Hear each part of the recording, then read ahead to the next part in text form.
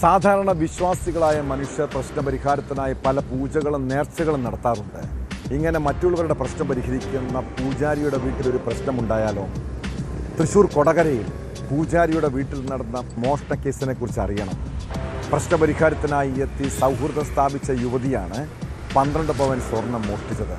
കേസിൽ കൊടകര സ്വദേശിനി സൂര്യയെ police arrest ചെയ്തു.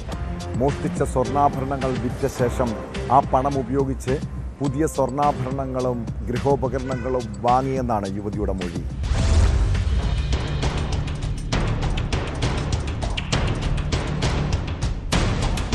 പൂജാരിയുടെ വീട്ടിൽ യുവതി പൂജകൾക്കായി ഇടയ്ക്ക് വരാറുണ്ട്.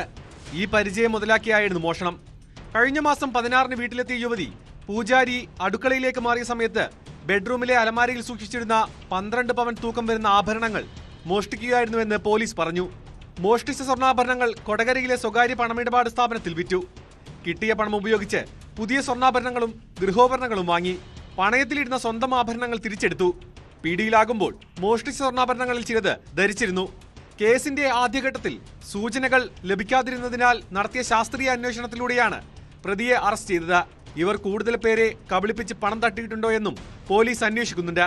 Kodakara police inspector Jerlin V Zacharia, SI Krishnaprasad, EA Suresh, ASI Sheeba Ashokan, Shaiji K Antony, Ashlin John, KJ Denil, MM Abhilash എന്നിവരുടെ സംഘമാണ് പ്രതിയെ അറസ്റ്റ് ചെയ്തത്.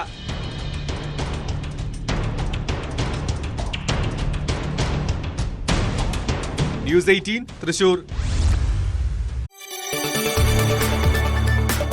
കൂടുതൽ വാർത്തകൾക്ക് News 18 Keralam YouTube channel subscribe ചെയ്യുക.